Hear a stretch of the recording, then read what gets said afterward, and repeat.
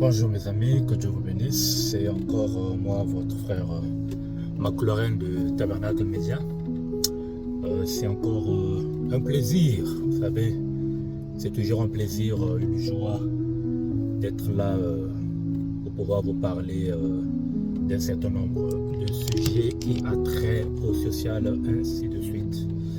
Alors, aujourd'hui, je voudrais un peu revenir sur le sujet concernant l'asile. Vous savez, dans ma récente vidéo, j'ai promis revenir sur ça. Alors, l'asile, c'est quoi en fait?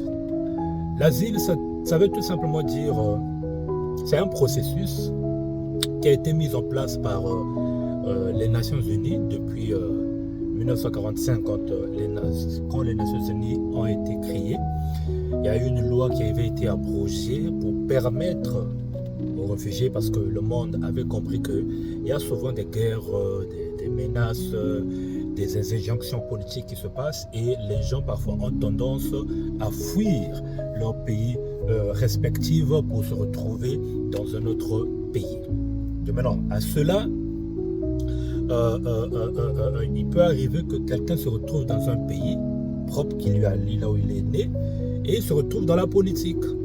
Et face à un certain nombre de circonstances, sa vie devient un danger par rapport à ses opinions politiques, ainsi de suite. Et ce dernier est forcé de quitter son pays pour fuir, pour sauver sa vie et aller ailleurs. Alors, quand il quitte son pays, il va ailleurs, il se retrouve dans un pays étranger. Bien évidemment, tu ne peux pas rester comme ça sans statut. Il faudrait que tu aies un statut. Alors, les Nations Unies ont créé une procédure qu'on appelle la demande d'asile.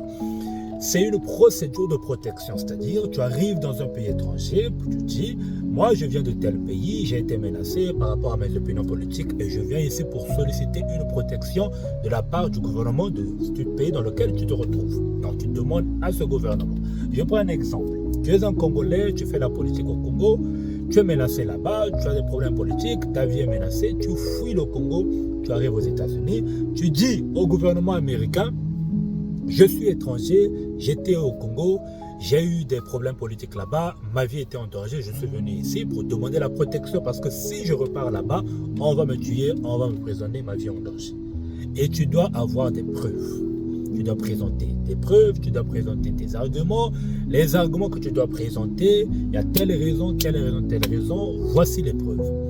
Le gouvernement américain va prendre ces preuves, tes arguments, ton histoire, ils vont analyser toutes ces choses. Ils vont analyser ces choses, ils vont voir, et par rapport aux lois américaines, ils vont voir si tu es éligible de recevoir l'asile politique. Et s'il s'avère que tu es éligible de recevoir l'asile politique, en ce moment-là, on te donne ce qu'on appelle par l'asile politique. Donc tu deviens un asilé. Et en ce moment-là, selon la loi américaine, tu restes ici définitivement et après une année, tu as le droit de solliciter la carte verte ou la résidence permanente américaine. Une fois que tu obtiens la résidence permanente américaine, tu dois attendre maintenant 5 ans pour obtenir ce qu'on appelle par la nationalité américaine. Alors, je voudrais préciser quelque chose. Pendant que tu as été approuvé et que tu as reçu l'asile politique, tu n'as pas le droit de repartir dans ton pays. Même quand tu reçois la green card ou la résidence permanente, tu n'as pas le droit de repartir dans ton pays. Dès que tu reçois, on annule ton asile et c'est fini pour toi. La seule raison ou la seule fois où tu dois repartir dans ton pays, c'est quand tu as la nationalité de ce pays-là dans lequel tu as demandé l'asile.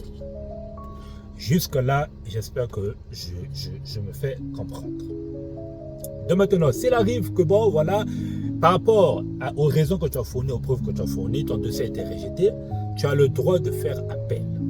Quand tu fais appel, le service de l'immigration va envoyer ton dossier au tribunal. Là, ce n'est plus l'immigration qui traite ton dossier, c'est maintenant le tribunal qui traite ton dossier. Vous voyez? Là aussi, c'est un autre domaine. On va essayer un peu de parler de ça en profondeur. Donc, pour le moment, je m'arrête par là. Et je voulais encore ajouter autre chose concernant le réfugié, mais je pense que je vais en parler dans ma récente vidéo. Pour le moment, je m'arrête par là parce que je ne voudrais pas que la vidéo soit longue, que le Seigneur vous bénisse. Shalom, shalom, shalom.